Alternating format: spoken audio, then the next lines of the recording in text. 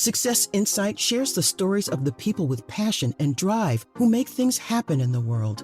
Here's your host, Howard Fox. Hello, everybody, and welcome back to another episode of the Success Insight podcast. Our guest today is Dr. Tom Teague. Tom is the author of Online Business Success for Thought Leaders. Tom has spent more than 30 years in a traditional corporate career, leading software development teams to support collaborating engineering communities within large organizations. Tom left that life behind, and he now combines this practical experience perspective for building software systems with the modern online marketing tools and sales skills. And he coaches thought leaders on a systematic way to create and deliver value for their communities using their online business systems. In our prior episodes with Tom, this is episode number 5, Tom first introduced us to his book, Online Business Success for Thought Leaders. And then each episode, including this one, we're continuing to unpack what online business success means. So in episode 1, we talked about clarifying business strategy. And episode 2, we talked about selecting systems. And then episode 3, creating online assets. And I'm going to leave it to Tom to introduce what the 4th step is in the online business success system. Tom, welcome back to the Success Insight podcast. Thanks, Howard. Glad to be here. Thanks for having me. Fantastic. So you've been taking me on this journey. So I have been listening attentively and very grateful for what you have shared. And no doubt our listeners are grateful for that as well. This endeavor to build an online business success solution for us to help solve our customers or our clients' problems is not for the faint of heart. And you've certainly helped to make this journey much more palatable, or at least at the very least understandable. And so I appreciate that and I've shared this once before, and I probably have shared it a lot with you. I wish I knew then what I know now. Life would be so much better. So thank you again. You're welcome, Howard. And I would just say you and me both. It's been a long journey for me, and that's actually the reason I wrote this book. It shouldn't take 5 or 6 years to figure this stuff out. And my goal in writing this book was to help you get there a lot faster. Basically, I've distilled down 6 years worth of learning. And that's one of the things I do as an engineer and as a software process sort of a guy. I like to boil things down to make it more step by step. There's a lot of complexity, and like you said, it can be very complex, can be overwhelming, especially when you're getting bits and pieces of it throughout several years. It's hard to put it all together. So that's really why I put this book together. Yes, there's a lot of information in this book. It is very information-packed. You should be able to go through it and understand it and then apply it. So I intend for it to be a reference book as well, so that you come back and you actually do the steps. You'll make it a lot faster on the journey than I did. What I love about it is this book is not intended to leaf through and go up on a shelf somewhere. It's intended to be consumed and referred to. And, I was reading an article somewhere, or somebody referenced a statistic at some point. It said people buy books and they never actually read them. They just, somebody suggested, oh, you should buy this book. And then they buy it and goes on your Kindle. I mean, I've got tons of books on my Kindle. I have books on my bookshelf, or actually technically they're still in boxes in my storage, because you buy it and you never use it. But this book is different. It's intended to be consumed. So I do appreciate that. Yeah, it's intended to be a handbook. And I'm excited about this last 4th part of the book called Sprint into Success. The term sprint is actually a software term for agile software development. I knew that, by the way. Okay, good. But actually, for those who aren't familiar with building software systems, a sprint is basically a project management technique where you basically take a big, complex problem, like writing a piece of software, writing a software system. It can be complex, and from my software development experience, it can take 2 or 3 years to build a really complex piece of software with a team of people working on it. So how do you manage that? Well, this is something that I started using 20 years ago before we called it agile development. But basically, it's building your software in pieces. from the inside out, or like I talked about in the last episode, from the back to the front. You build the core, and then you start building layers and layers and layers over time. And the cool thing about it is you get a working system from the very beginning, and then you just add functions and add another function, add another function.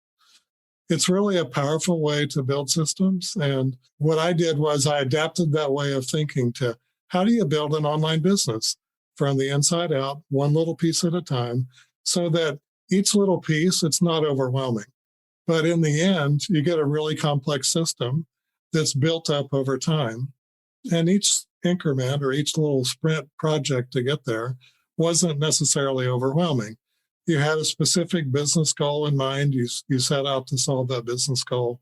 You get a working system, you test it, you're done.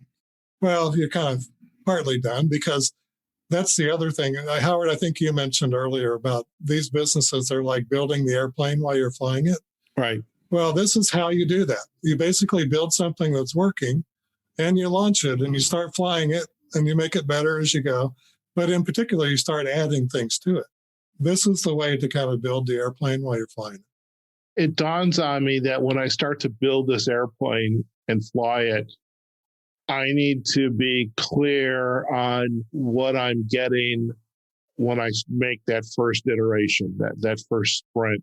Because I think some people feel that they're going to invest, for example, in a website. And then all of a sudden, if I build it, they will come. That only happened in Field of Dreams, I think.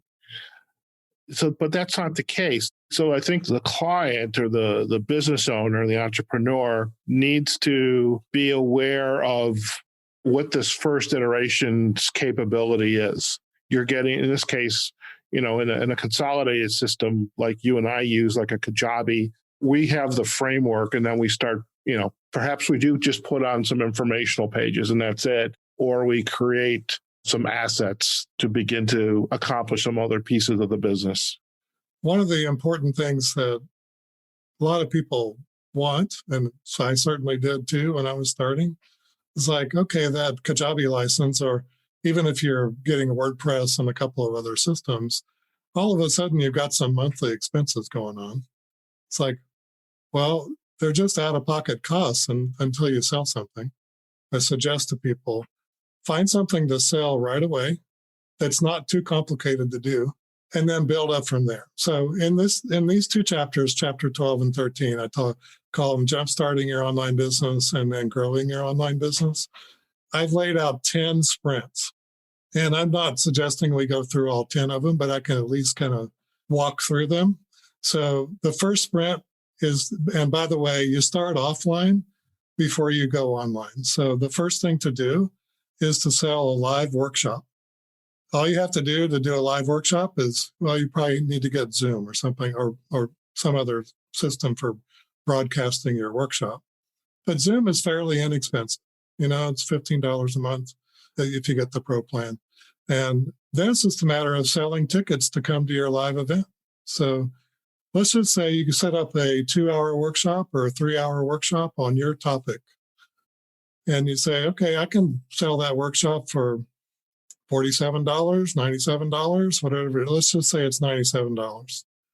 That you're going to be teaching something really valuable for $97. And it's going to be worth your audience to come spend 3 hours with you to learn what you're going to teach them. Well, the Kajabi license, then the basic system is $149 a month. Anyway, the point is you sell maybe two people to come to your workshop, you've paid for your software license. So that's the point is, hey, if you get 10 people to come, you actually made some money and paid for your software license. So start off with a live event. That's the easiest thing to do. There's going to be some folks out there that don't realize that they have to get out and promote and deliver this live event. Exactly. So that's where the offline marketing and the offline sales come in. You're going to be meeting people on social media, or you're going to be networking. You're going to be going to other people's live events. They'll have networking breakout sessions. You start meeting people. You call them up. You follow up with a social media message or an email message and say, hey, let's connect. Let's see it seemed like you might have an interest in this topic. And, that involves listening, when you're out there networking, listening to people who may have an interest in what you have to offer. And then you just follow up with them. You call them and say, hey, I'm doing a live online workshop on such and so a date. Would you be interested in coming? So yeah, you do your sales offline. And then the thing you do online is you take the money online and you can automatically send them an email in response. And if you're using a system like Kajabi, or another one might be Webinar Jam, you can send out reminder emails to remind people to show up. So basically you don't need much. You need ability to take money, and you need the ability to send out a registration email confirmation, and then some reminder emails to come to the event. So technically speaking, it's one of the simplest things you can do. And it is a way to help pay for that software license right away. The second sprint is build your core website. So, I was told this, and a lot of people say, oh, I'm going in business, I got to have a website. And so they think, okay, I've got to build a website. Well, I would recommend do social media and do your live event first, and then build your website.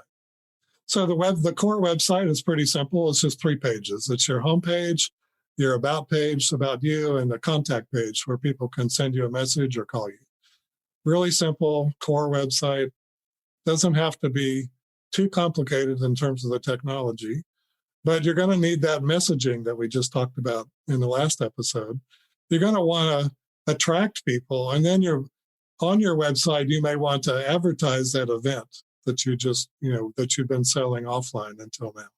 So once we go through these sprints, what comes next? I mean, how do we begin to kind of grow and really kind of measure our performance? Okay, so real quickly, the other sprints are do your lead opt-in, like we talked about on the last episode, social media, get your blog going. There are several things that are outlined across these 10 sprints.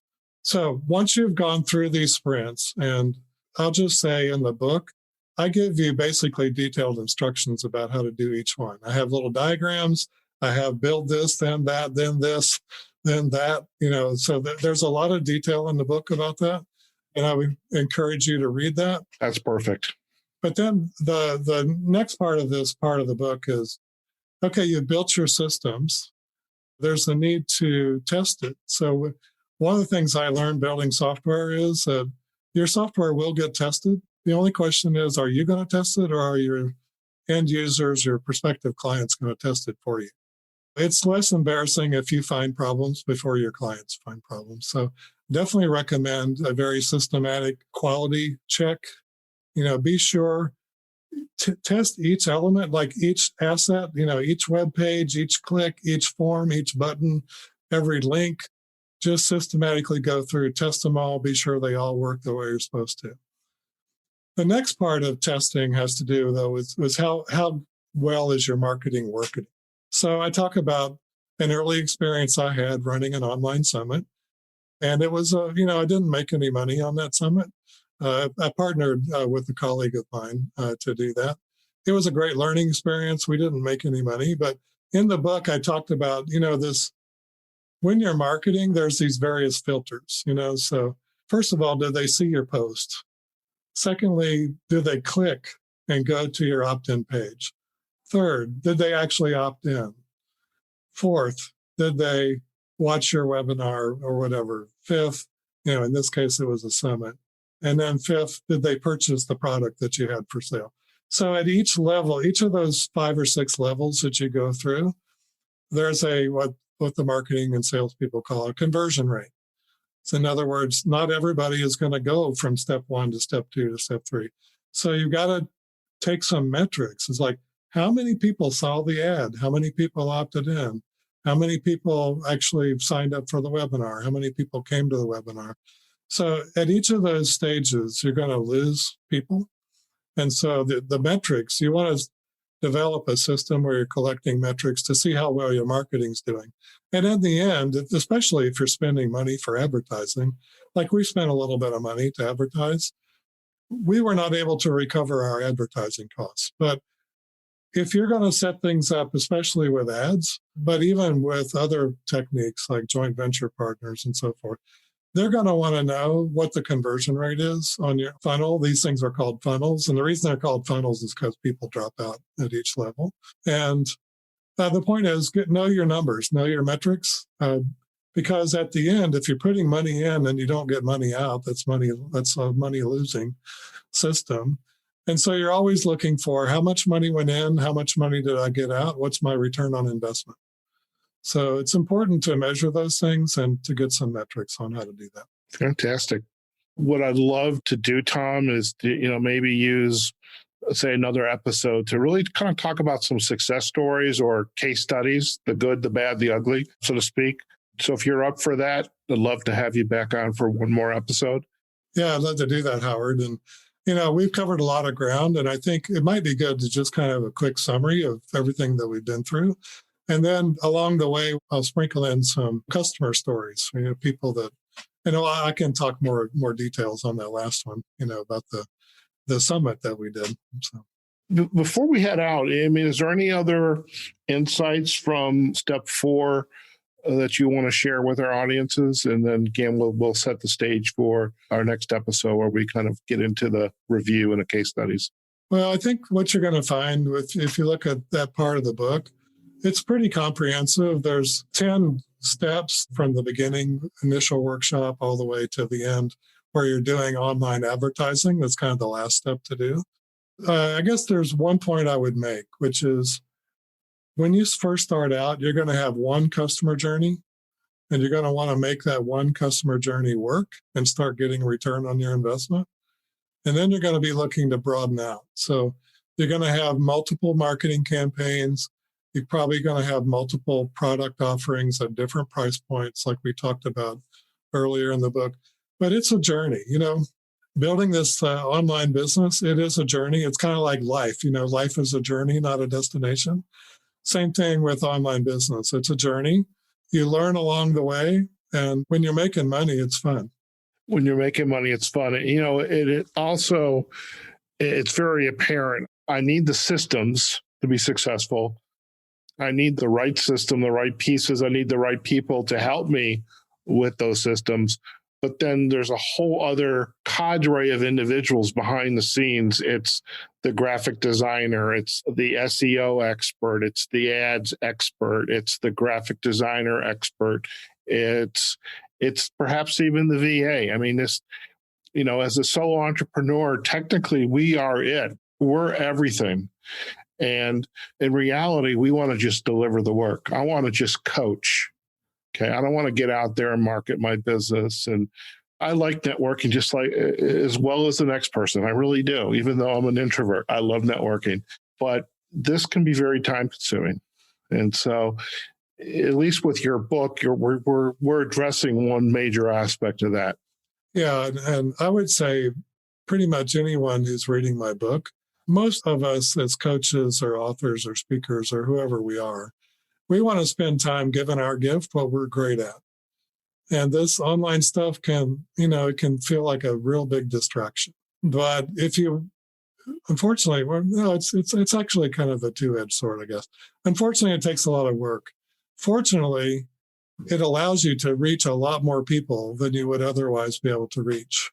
So that's the power of online marketing and sales is like in having online systems. It allows you to give your gift to a lot more people and hopefully make a good living, doing that. And that's the ideal, right? Is to get paid for what you love doing. So the online systems allow you to do that. They can be kind of a pain in the neck to set them up. But again, I'll come back to that concept of assets. It's a set of assets you're building. And yes, it takes a lot of upfront investment, but once they're up and going, they don't take as much to maintain. I love that. Tom, it's been an absolute pleasure once again to have you on the podcast. And I'm really looking forward to kind of doing this wrap up session with you where we kind of share again some of the key points from the book and the 4 steps, but also to talk about some of those case studies, because I think those are going to be very interesting as well. So again, thanks for joining us on Success Insight, and Looking forward to having you on the next episode. But before we do head out, if our listeners would like to learn more about you and your work, where are the best places for them to go? Well, you can go to my website, which is choicedigitalstrategies.com, or to get the book, that's onlinebusinesssuccessbook.com. And I'm also on Facebook and Choice Digital Strategies on Facebook. My handle on LinkedIn is Dr. Tom Teague. Fantastic. Well, we will provide the backlinks to the website, Choice Digital Strategies, and also to the book page where you can get a free copy of Tom's book. And a lot of other gifts are available there. All you need to do is just pay a very reasonable shipping and handling. But that website is onlinebusinesssuccessbook.com. And we'll also